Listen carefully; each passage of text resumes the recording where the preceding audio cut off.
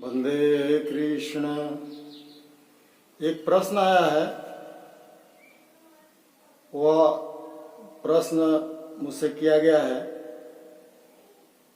पैसे कमाने के लिए प्रयास करने चाहिए या प्रभु इच्छा पे छोड़ देना चाहिए?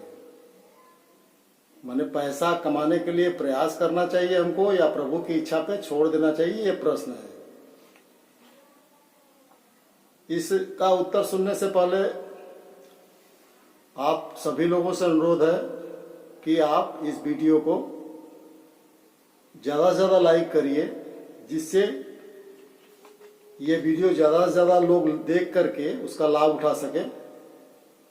और सब्सक्राइब कीजिए और चैनल को शेयर कीजिए, क्योंकि आपको जो इससे सुनने के बाद इसका उत्तर जो लाभ मिलेगा, आप इसे विस्तार के रूप में 10 लोगों को भेजिए।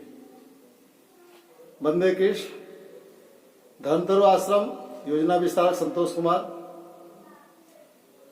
मेरे सामने ये जो प्रश्न आया है,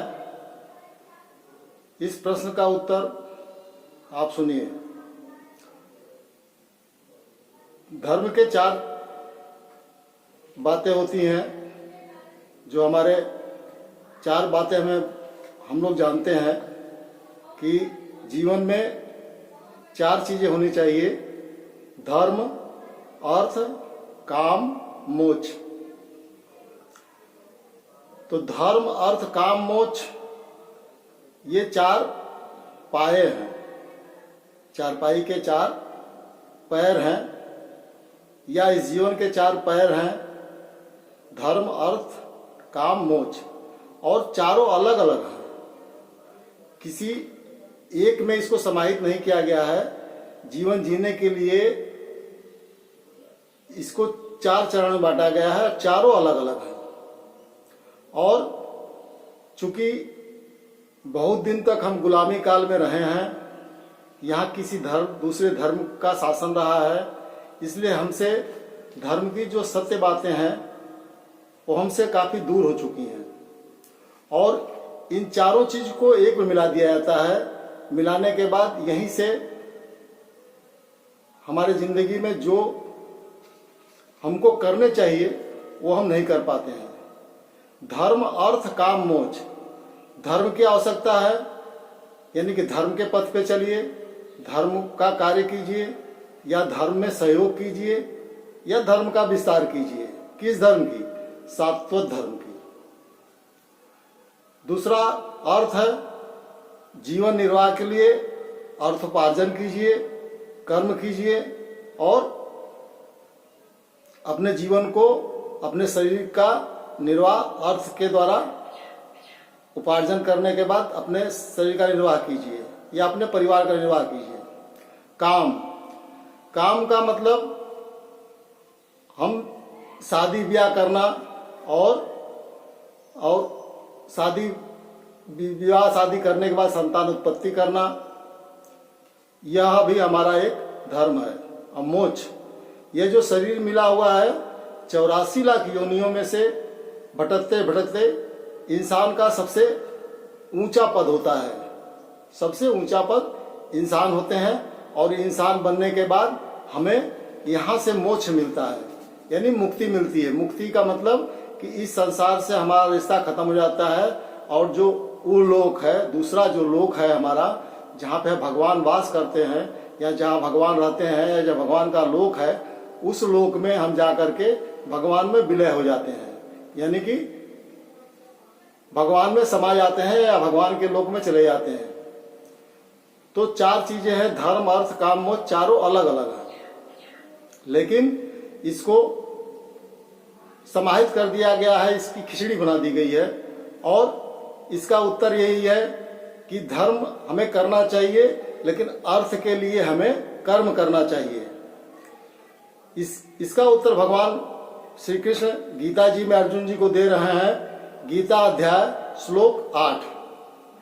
नियतं कुरु कर्म त्वं कर्म ज्यायोः कर्मणः शरीर्यातापि च तेन प्रसिद्धेद कर्मणा।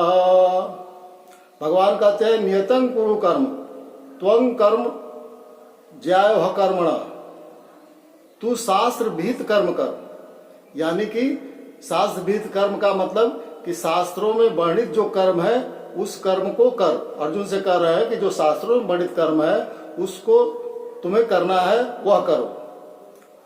कर्म न करने की अपेक्षा, भगवान कहते हैं कर्म न करने की अपेक्षा कर्म करना ही श्रेष्ठ है। और जो जीवन निर्वाह के लिए अगली लाइन बोल रहे हैं, शरीर यात्रा पीचतेन प्रसिद्धेद कर्मणा। कर्म न करने से तेरा शरीर निर्वाह भी सिद्ध नहीं होता है। कर्म न करने से तेरा शरीर निर्वाह भी सिद्ध नहीं होता है। इसका मतलब शरीर निर्वाह के लिए क्या चाहिए? हमें भोजन चाहिए। शरीर निर्वाह के लिए हमें भोजन चाहिए। भोजन कैसे मिलेंगे? अर्थ से मिलेंगे। अर्थ कैसे मिलेगा? कर्म से मिलेगा। तो आपको इसका उत्तर मिल गया होगा कि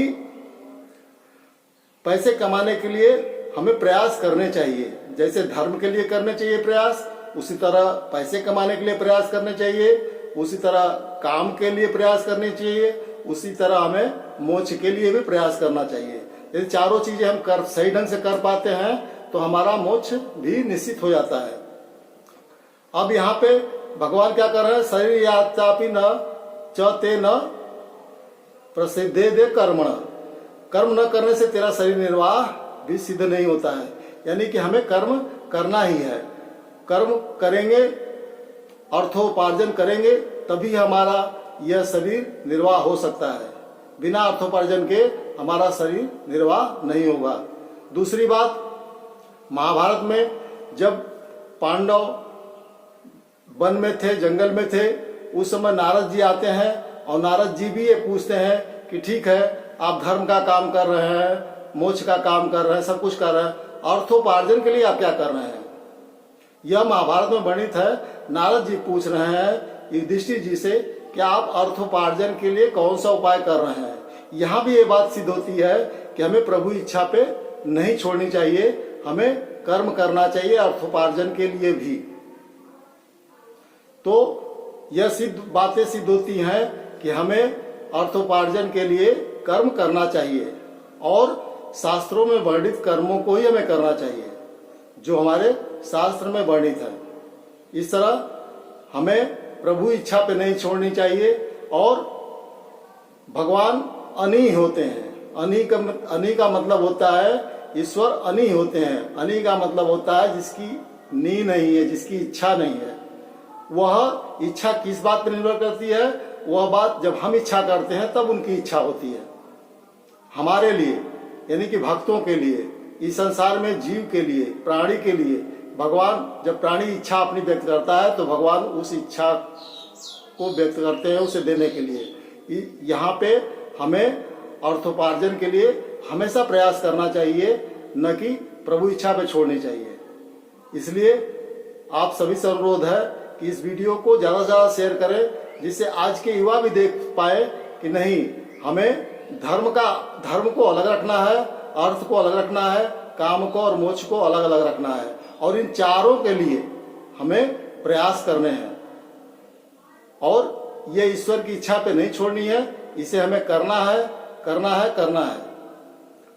शायद जिन बंधु ने हमें यह प्रश्न भेजा था उन्हें यह उत्तर मिल गया होगा कि पैसे कमाने के लिए, अर्थ के प्रयोजन के लिए हमें प्रयास करने चाहिए। और आशा करते हैं कि आप सभी को यह उत्तर मिल गया होगा। गीता अध्याय 3 श्लोक 8 जाकर देख लीजिएगा। वहां पे भगवान अर्जुन को यही समझा रहे हैं कि जीवन निर्वाह के लिए आपको कर्म करना होगा, नहीं तो जीवन निर्वाह भी नहीं होगा। वंदे कृष्ण